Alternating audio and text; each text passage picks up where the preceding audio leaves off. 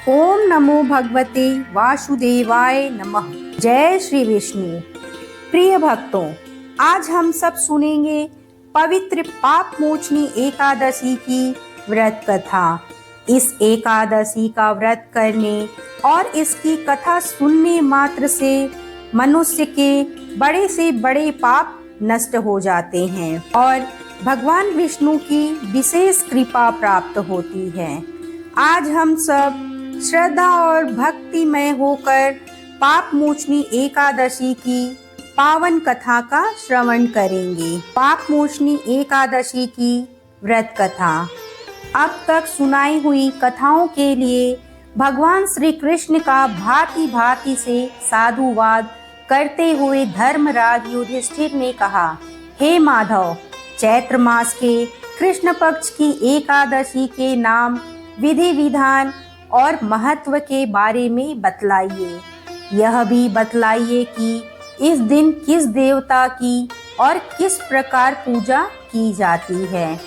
तब भगवान श्री कृष्ण ने कहा, हे राजन, सभी पापों को नष्ट करने वाली इस एकादशी का नाम पाप मोचनी है।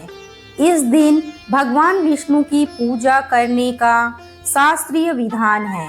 आपने जो प्रश्न मुझसे पूछा है, वही प्रश्न एक दिन महाराज मधानता ने लोमेश ऋषि से पूछा था।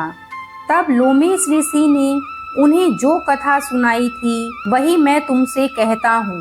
ध्यान पूर्वक सुनो।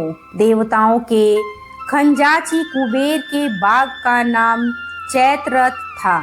उस बाग में गंधर्वों की कन्याएं किन्नरों के साथ विहार करती थीं। अनेक ऋषि मुनि भी वहां तपस्या करते रहते थे। स्वयं देवराज इंद्र भी चैत्र और वैशाख मास में देवताओं सहित वहां आकर क्रीड़ा किया करते थे।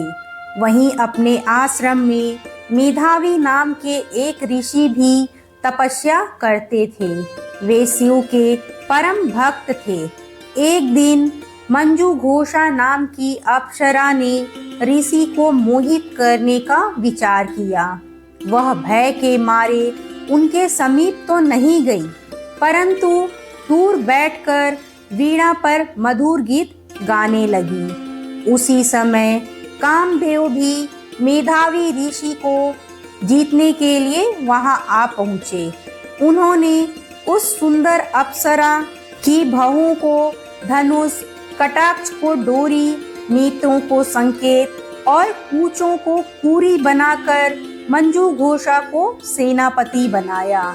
मेधावी ऋषि भी युवा एवं हष्ट पुष्ट थे और साथ ही यज्ञोपवीत तथा दंड धारण किए हुए ब्रह्म तेज से युक्त भी। मंजू घोषा ऐसे सुंदर ऋषि को देखकर उनकी सुंदरता पर मुग्ध हो गई और अपने गीत, चूड़ियों और नुपुरों की झनकार तथा नृत्य और हाव भाव दिखाकर मुनि को रिझाने लगी। कुछ समय तक यही क्रम चलता रहा और अंत में कामदेव ने ऋषि को पराजित कर दिया। फलस्वरूप ऋषि मंजू घोषा के साथ रमण करने लगे और काम के इतने वशीभूत हुए कि उन्हें दिन तथा रात्रि का कुछ भी विचार नहीं रहा। इस प्रकार बहुत दिन बीतने पर एक दिन मंजू घोषा बोली, हे मुनि, मुझे बहुत समय हो गया है, अब स्वर्ग जाने की आज्ञा दीजिए। तब मुनि बोले, आज इसी संध्या को आई हो, प्रातः काल होने तक चली जाना। मुनि के यह वचन सुनकर अप्सरा कुछ समय तक और रुकी रही। कुछ दिन बाद उसने पुनः मुनि से विदा मांगी तो मुनि कहने लगे कि अभी तो आधी रात भी नहीं हुई है, कुछ समय और ठहरो। अप्सरा ने कहा, महाराज, आपकी रात तो बहुत लंबी है, आप जरा स्मरण कीजिए कि मुझको यहाँ पर आए हुए कितने वर्ष बीत गए हैं। उस अप्सरा की यह बात सुनकर मुनि ने समय का विचार किया तो ज्ञात हुआ कि अप्सरा के साथ रमण करते हुए उनको 57 वर्ष 7 मास और 3 दिन बीत गए थे। यह ज्ञान होते ही वह अप्सरा उनको काल के समान प्रतीत होने लगी। मुनि अत्यंत क्रोधित हुए और उनकी आंखों से ज्वाला उत्पन्न होने लगी। वे बोले, मेरी कठिन परिश्रम से की गई तपस्या को तूने नष्ट कर दिया। तू महापापनी और दुराचारिणी है। तुझे धिक्कार है। तूने मेरे साथ घात किया है। इसलिए मैं तुझे श्राप देता हूँ कि तू पिशाचिनी हो जाए। मुनि के श्राप से मंजू घोषा उसी समय पिशाचिनी हो गई। वह भयभीत होकर मुनि से प्रार्थना करने लगी, हे महाराज, इस श्राप का किसी प्रकार से निवारण कीजिए। अप्सरा के दीन वचन सुनकर मुनि बोले, अरे दुष्ट, यद्यपि तूने मेरा बहुत अनिष्ट किया है, परंतु फिर भी मैं तुझे श्राप से मुक्त होने का उपाय बताता हूँ। चैत्र मास के कृष्ण पक्ष की एकादशी का नाम पाप मोचनी है और वह सब प्रकार के पापों का नाश करने वाली है। उसका व्रत करने से पिशाच योनि से तेरी मुक्ति होगी। ऐसा कहकर मेधावी ऋषि अपने पिता चैवन ऋषि के आश्रम को चल पड़े। मेधावी को देखकर चैवन ऋषि कहने लगे, अरे पुत्र, तूने ऐसा क्या अनर्थ किया जिससे तेरा सारा पुण्य छीर्ण हो गया। तब मेधावी ने कहा, हे पिताजी, मैंने एक अप्सरा के साथ रमण करके घोर पाप किया है। अब आप इस पाप से छूटने का उपाय बतलाइए।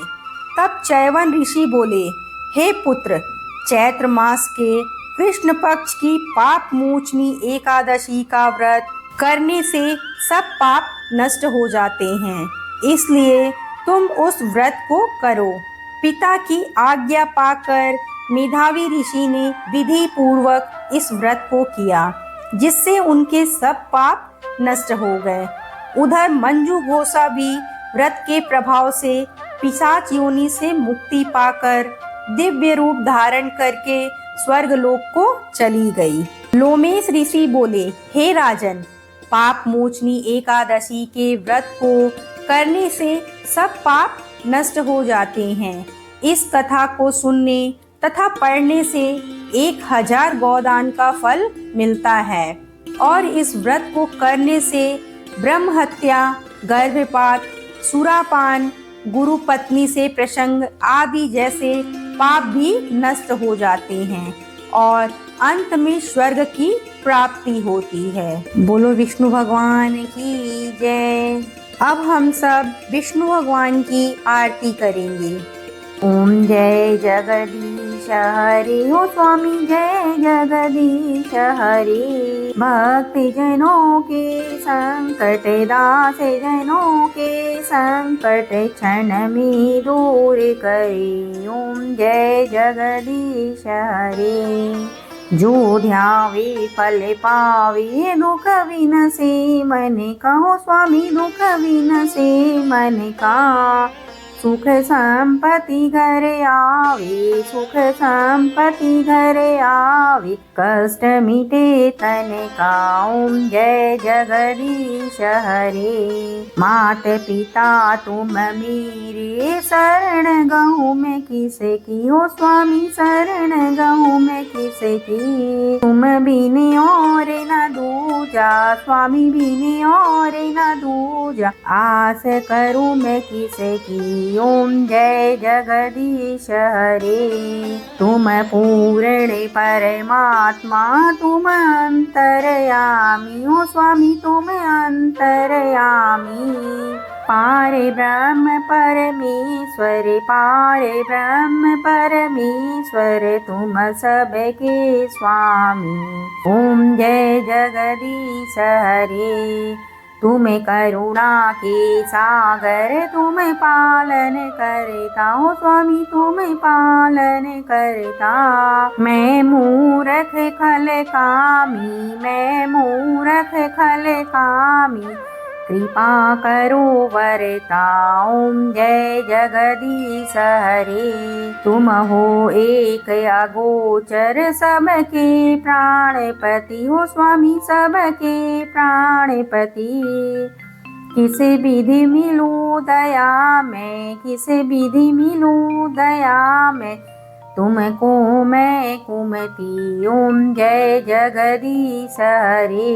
दीन बंधु दुख हरता ठाकुर तुम मेरे ओ स्वामी ठाकुर तुम मेरे। अपनी हाथ उठाओ अपनी हाथ बढ़ाओ द्वारे पड़ा तेरे ओम जय जगदीश हरे। विषय विकार मिटाओ पाप हरो देवा हो स्वामी पाप हरो देवा।